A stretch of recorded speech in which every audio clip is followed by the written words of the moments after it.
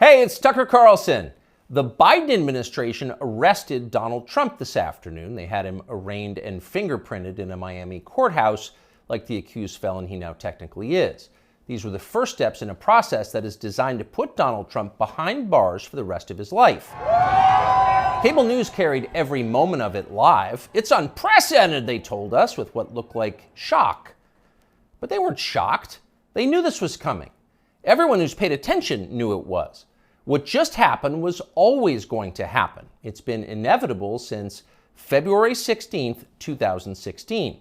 That's the day Donald Trump made a blood enemy of the largest and most powerful organization in human history, which would be the federal government. Despite what you may remember, it wasn't anything that Trump had said about immigration or trade with China or rapists from Mexico. Those are the stories that dominated the headlines that year. Trump's a racist, they screamed. Stop him. But inside Washington, that was just noise. None of it really rated. Identity politics doesn't mean much to permanent Washington. What matters, then and now, is foreign policy. The invasions and occupations and proxy wars. The decisions that determine which global populations will thrive and which will die. The policies that come with trillion-dollar price tags. The ones that, over time, have made the counties around D.C. the richest suburbs in the world. In Washington, that's what actually matters. And it's obvious when you look carefully. When there's a debate about anything else, for example, the debt ceiling, both sides take their assigned positions and they start yelling. But when Congress decides to start a war, no matter how foolish or counterproductive or obviously disconnected from America's core interests that war may be, when that happens, the leaders of both parties automatically jump behind it like circus clowns. And then they stay there, sometimes for decades. They defend that war relentlessly against all evidence until somebody finally rings the all-clear bell and they can begin to admit that actually, maybe it wasn't such a great idea. We meant well, but it just didn't work out. The good news is we've learned a lot of important lessons. In the end, they usually do say something like that, but only after emotions have cooled and the damning details have begun to fade from collective memory. It's an apology that's not actually an apology, much less repentance, and it's years too late to matter in any case. But until then, that's all you're getting. Until then, no dissent is allowed. That's the first rule of Washington. But somehow, Trump didn't bother to follow it. He is from out of town, so maybe he didn't know it was a rule, or maybe he just didn't care. Either way, 7.5 years later, we can point to the precise moment that permanent Washington decided to send Donald Trump to prison. Here it is. It's from the Republican candidates debate in Greenville, South Carolina. We should have never been in Iraq. We have destabilized the Middle East. They lied. Okay. They said there were weapons of mass destruction. There were none, and they knew there were none. There were no weapons of mass destruction. All right. We should never have been in Iraq, Trump said. We destabilized the Middle East. Now, by the time Trump said that, a lot of Republican primary voters were starting to reach the same conclusion. How could they not? But it was the next line that doomed Trump to today's arrest. They lied, he said. There were no weapons of mass destruction, and they knew there were none. Now, when he said that, a few in the crowd booed. Most just sat there in silence, stunned. Can he say that? Well, he said it anyway. And by saying that, he sealed his fate. That was the one thing you were not allowed to say, because it implicated too many people on both sides, which on this topic is really just one side. Hillary Clinton was guilty of it, but so was Paul Ryan. All of them were guilty. They all knew, they all lied. And to a person, they hated Donald Trump for exposing them.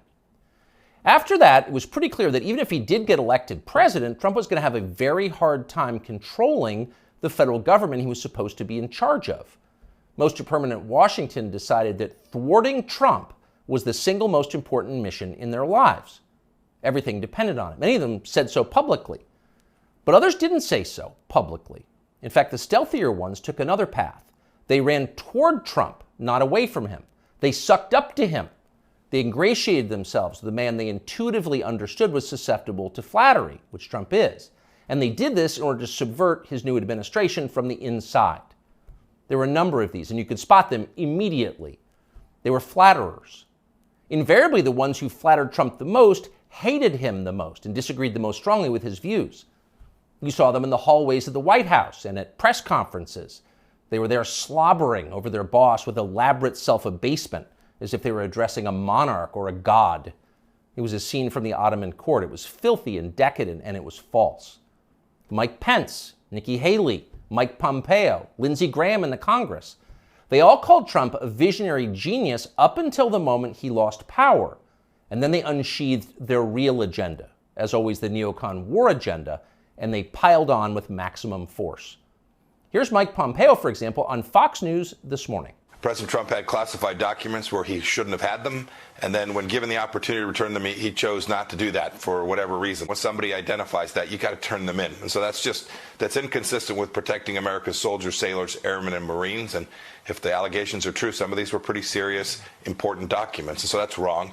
May future historians hoping to unlock the mysteries of late Empire Washington study that clip, because it will reveal everything.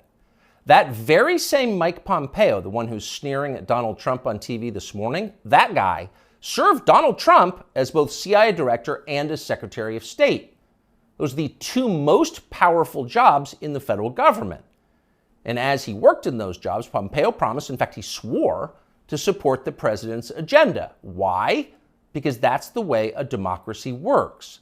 You vote for a candidate in the belief that his appointees will carry out the policies that you voted for. It's not about the president, it's about you, the voter. But Pompeo didn't do that. He didn't even try to do that.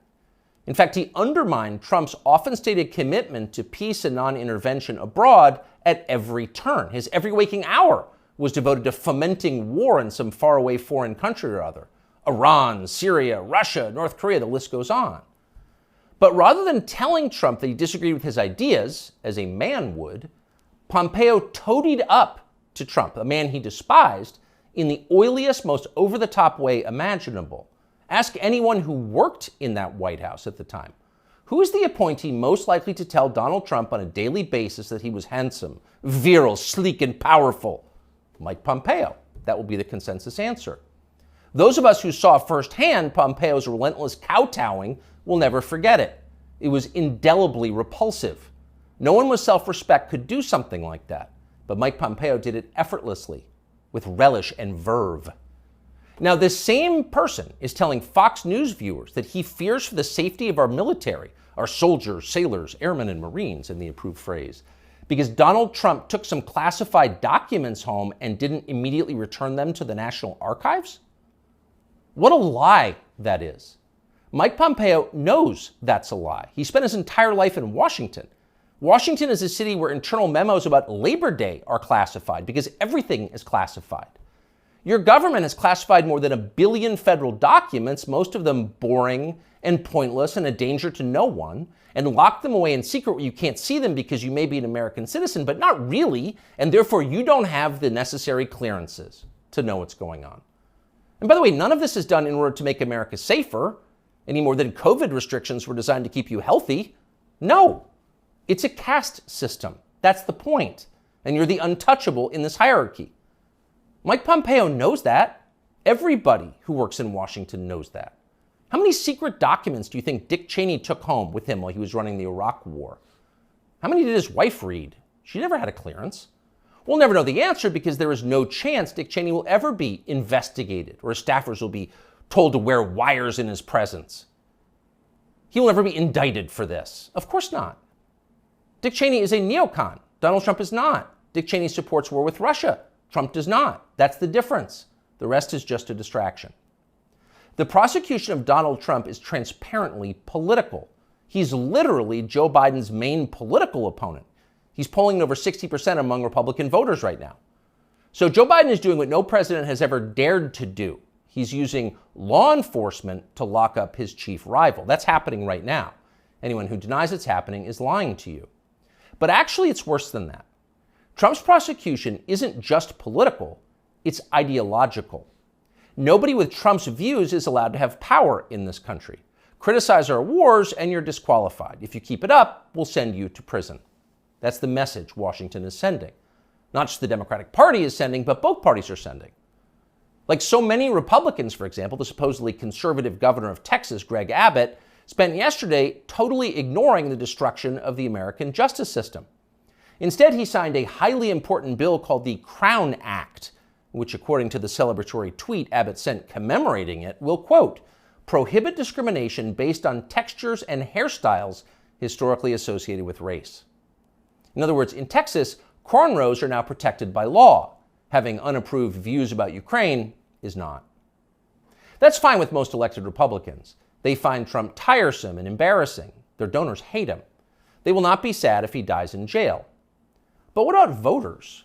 What are they learning from this spectacle? Well, mostly they're learning that they have no power at all because nobody cares about them. But they already knew that. Unlike so many of our elected leaders, they have been to America recently. They know what it looks like. Have you seen it? If you've got a few days this summer, find out. Take a road trip and see for yourself. Drive 500 miles in any direction and then come home. How are things looking? Well, they should look great.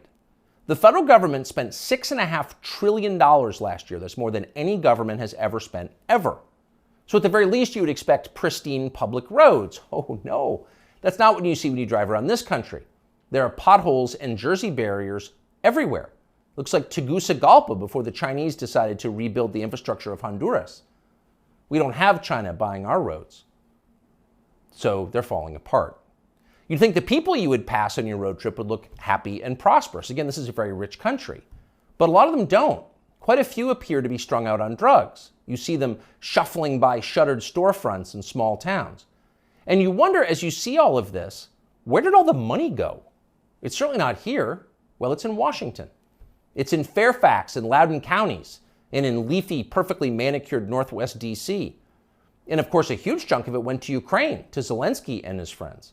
Not because you voted for that. You didn't vote to give it to them. You never would.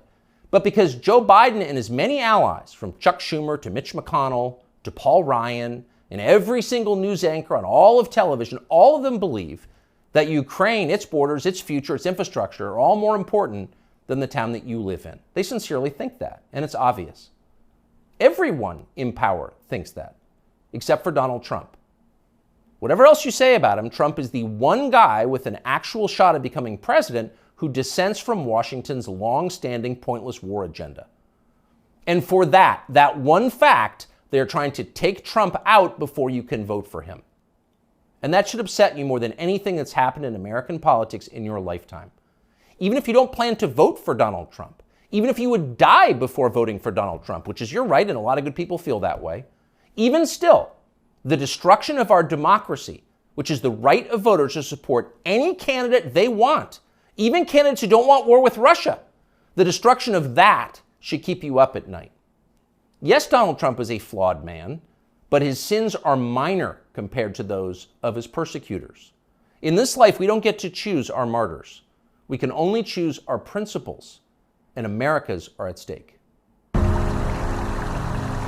often hear people say the news is full of lies. In Kennedy's motorcade, 239 people. The death of Jeffrey Epstein.